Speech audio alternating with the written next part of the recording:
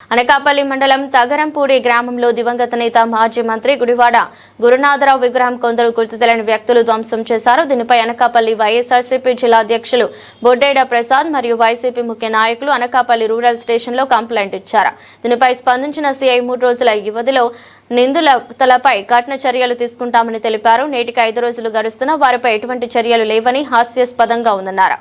జిల్లాలో 7 నియోజకవర్గాల సమన్వయకర్తలు ఇన్ఛార్జీలతో ముఖ్య నాయకులతో రేపు గుడివాడ గురునాథరావు విగ్రహం ధ్వంసమైన ప్రాంతాన్ని సందర్శించేందుకు జిల్లా అధ్యక్షులు బొడ్డేడ ప్రసాద్ పిలుపునిచ్చారు. నిందితులపై కఠిన చర్యలు తీసుకోలేని ఎడల జిల్లా వ్యాప్తంగా వైఎస్ఆర్సీపీ పార్టీ ప్రజా ఉద్యమం చేపడతామని హెచ్చరించారు. భరతబాబు ప్రార్థనలతో ఈ కార్యక్రమం జరిగిందని చెప్పి గ్రామంలో ప్రతి ఒక్కరూ భావిస్తున్నారు.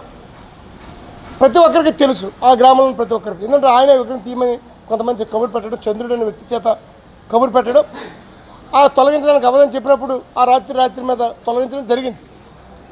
మరి ఈరోజు ఏ వ్యక్తిని మీరు రక్షించాలని ప్రయత్నం చేస్తున్నారు? ఏ రకమైనటువంటి మెసేజ్ని అనకాపల్లి నియోజకవర్గంలో ఉన్న ప్రజలకు ఇవ్వాలనుకుంటున్నారు? ఈ అనకాపల్లి నియోజకవర్గంలో ఉన్న ప్రజలకి ఏ రకంగా మీరు సమాజానికి కానీ అనకాపల్లి ప్రాంత ప్రజలకు కానీ మా ప్రభుత్వంలో మా నాయకత్వంలో ఇటువంటి విగ్రహాలను పడగొట్టే వాళ్ళని మేము రక్షిస్తామని చెప్పదలుచుకున్నారా? మీరే చెప్పాలి. ఈరోజు కూటమి నాయకులకు ప్రభుత్వం ప్రతినిధులను మేము అడుగుతున్నాం. మీరు ఎందుకు మీకు సంబంధం లేనప్పుడు మీకు సంబంధం ఉందని మేము ఏ రోజు మేము భావించట్లేదు. మీకు సంబంధం లేని సబ్జెక్టులో మీ వ్యక్తులు కాపాడడం కోసం ఆ బురదను మీరు ఎందుకు అంటించాలనుకుంటున్నారు? ఏ ఉద్దేశంతో?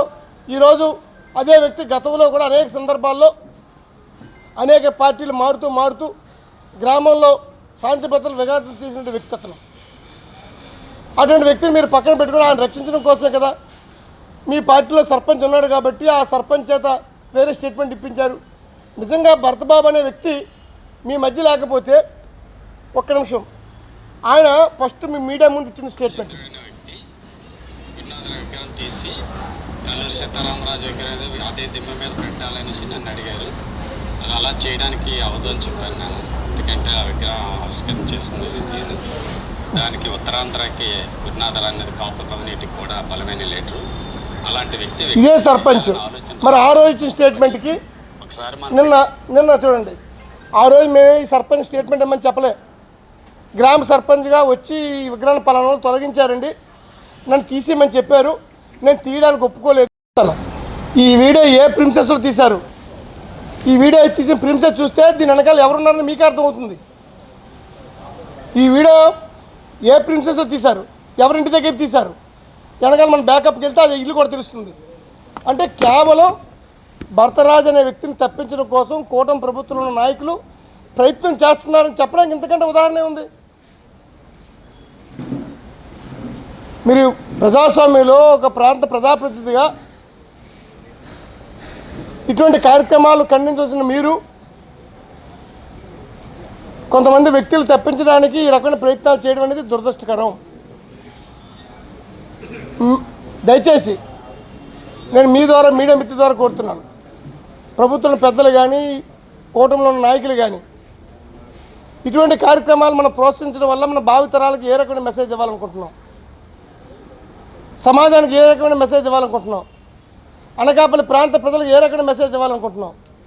విగ్రహాలు ధ్వంసం చేసినా, రౌడీజం చేసినా మా ప్రభుత్వంలో మేము అండగా నిలబడతామని చెప్పి మెసేజ్ ఇవ్వాలనుకుంటున్నారా? ఇది మంచి పద్ధతి కాదు. దయచేసి ఎప్పటికైనా పోలీసు వారిపై ప్రభుత్వంలో పెద్దల ఒత్తిడి తగ్గించండి. పోలీసు వారిని నిష్పక్షపాతంగా దోషులు శిక్షించే కార్యక్రమానికి మీరు సహకరించండి. ఈరోజు ఇది అవుతుంది, రేపు ఇంకోటి అవుతుంది, ఎల్లుండి ఇంకోటి అవుతుంది. ఈరోజు తప్పు చేసిన వారు రక్షిస్తే రేపు ఇంతకంటే పెద్ద తప్పు చేయడానికి మనం ఆస్కారం ఇచ్చిన వాళ్ళు అవుతాం. దయచేసి పోలీసు వారి మీద గౌరవంతో వాళ్ళు ఇచ్చిన బుధవారం దాకా మేము సమయం ఇవ్వడం జరిగింది. రేపు జిల్లాలో ఎందుకంటే గుడివాడ గురునాథరావు గారు అనే వ్యక్తి ఒక ప్రాంతానికో ఒక కులానికో సంబంధించిన వ్యక్తి కాదు. ఈ జిల్లాలో ఉన్నటువంటి అందరి మన్ననలు పొందిన ఏకైక నాయకుడు, ఒక లెజెండ్ లీడర్. ఈ ప్రాంతం కోసం, ఈ ప్రాంత సమస్యల మీద పార్లమెంట్లోని శాసనసభలోని అనేక సందర్భాల్లో పోరాటాలు చేస్తూ